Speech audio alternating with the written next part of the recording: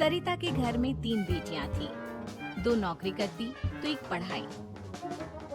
अरे दवाई खत्म हो रही है, कोई है जो लेकर आएगा? तभी बड़ी बेटी रिया आ जाती है। हाँ पापा, ये रही आपकी दवाई। अभी खत्म होने में वैसे 2 दिन बाकी है। 2 दिन पहले ना बोले तो कौन सुनेगा? चिल्लाना तो पहले से पड़ता है ना कि सामान खत्म है। अच्छा जल्दी से छोटी चाय बना दे दीदी के लिए। जी माँ। और हाँ, पकोड़े तल लेना, बारिश का मौसम है, मजा आ जाएगा। मैं बाजार से आलू ले आती हूँ माँ, खत्म हो रहे हैं। घर का सारा काम बिल्कुल परफेक्ट चल रहा था। दोनों बेटियां पढ़ाई के बाद नौकरी कर रही थी और छोटी पढ़ाई, पिता की पेंशन और अपना मकान। लेकिन पास थी कमला चाची। और रियासिया की माँ, तुम लोगों को कितने सालों से देख रही हूँ, परेशान ही देखा।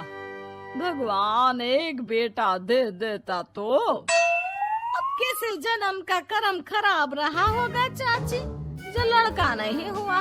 वैसे काश एक लड़का हो जाता। पास छोटी बैठकर पढ़ रही थी। वो माँ की बात सुनकर किताब बंद कर देती है और खिड़की में खड़ी हो जाती है। खिड़की के बाहर रवि, जो कि पास ही में रहता है। अरे छुटकी, क्या सारा दिन किताब में नजर गड़ाई रहती है? मैं नकल करना सिखा दूंगा, तू आराम से पास हो जाएगी। आजा, चलना, सब बाहर खेल रहे हैं। तू तो लड़का है, फिर पढ़ता क्यों नहीं? तेरे सर पर तो माँ पिता की जिम्मेदारी भी है ना। कैसी बात कर रही है यार? जिम्मेदारी मेरी नहीं, पिता की है। पिता की क्या जिम्मेदारी, बता। देख, माता पिता लड़की की शादी के लिए पैसा जमा करते हैं, उसकी शादी कराते हैं, उसे पढ़ाते भी है ना? हाँ, वो तो सभी माता पिता करते हैं। क्या लड़की की शादी नहीं करते? उसकी भी तो करते हैं ना। हाँ करते हैं, लेकिन क्यों, कैसे? सुन, वो लड़के को पढ़ाते हैं इसलिए कि वो बुढ़ापे का सहारा बनेगा। शादी करते हैं कि उसकी बीवी आकर घर संभालेगी। लेकिन बेटियों के लिए कोई स्वार्थ होता है? नहीं ना। तभी तो पैदा होते ही मुंह बन जाता है। अब तू सोच, तू किसी के घर जाए और वो तुझे देखकर मुंह बना ले तो कैसा लगेगा? वो तो पागल होते हैं। बेटियां जीवन भर माँ बाप के लिए सोच ले, लेकिन फिर भी वो उसे अपना नहीं मानते। बेटे दिन रात निखट्टू बने रहे, लेकिन उम्मीद उन लोगों से फिर भी बहुत होती है ना? चल छोड़ना, तू ये बता कि किस जिम्मेदारी की बात कर रहा था तू पिता की? अरे यही कि अगर बेटे को बुढ़ापे का सहारा और रिटर्न के रूप में देख रहे हैं, तो इन्वेस्ट भी तो अच्छा करना चाहिए ना। छुटकी समझ जाती है कि समाज की सोच क्या है और चाहे जो हो जाए उसे किताब बंद नहीं करनी। तभी वहाँ बड़ी बेटी आ जाती है। माँ, अरे ओ माँ, ये ले मिठाई खा ले। क्या हो गया? लड़का पसंद आ गया क्या कोई? भैया ऐसा हो तो मिठाई ना ही खिला। चली जाएगी तो घर कैसे चलेगा? अरे लड़की को क्या जीवन भर बिठाने का इरादा है? तू बता बेटी, किस चीज की मिठाई खिला रही है? क्या हो गया?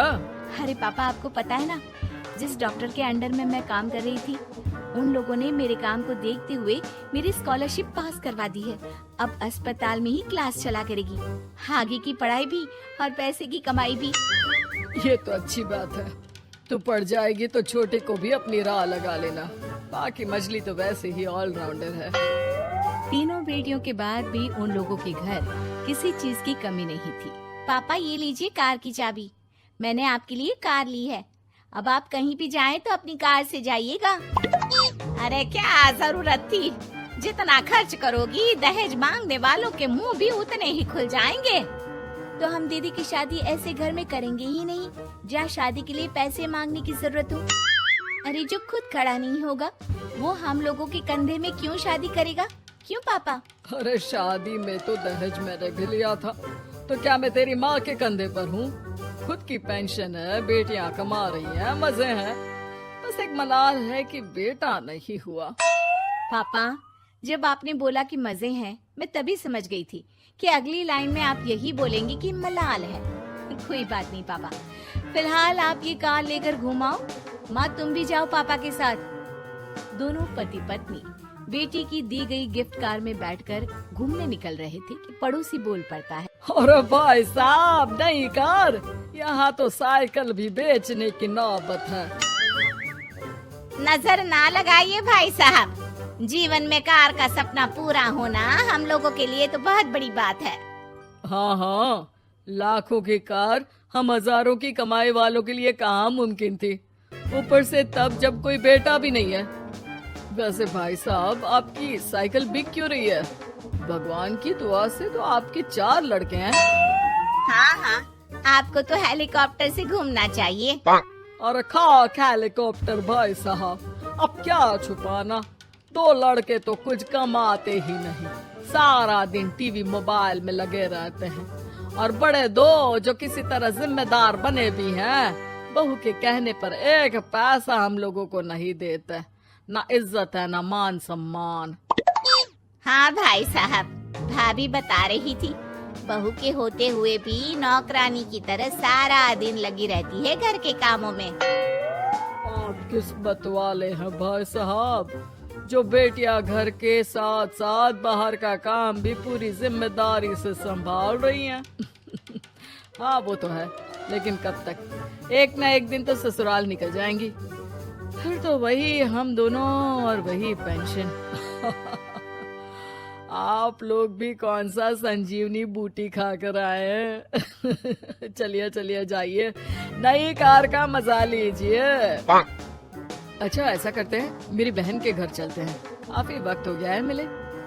दोनों बहन के घर जाते हैं, जहाँ उसकी बहन और उसका पति बैठकर चाय पी रहे होते हैं। अरे भाई भाभी, आज रास्ता कैसे भूल गए आप लोग? अरे हम तो फिर भी भूल गए, तुम तो कभी नहीं आते हमारे घर।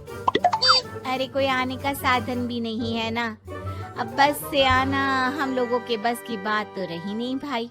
अरे दे 2 कार थी आप लोगों की, कहाँ गई? भाभी वो तो जिसकी थी वो ले गया।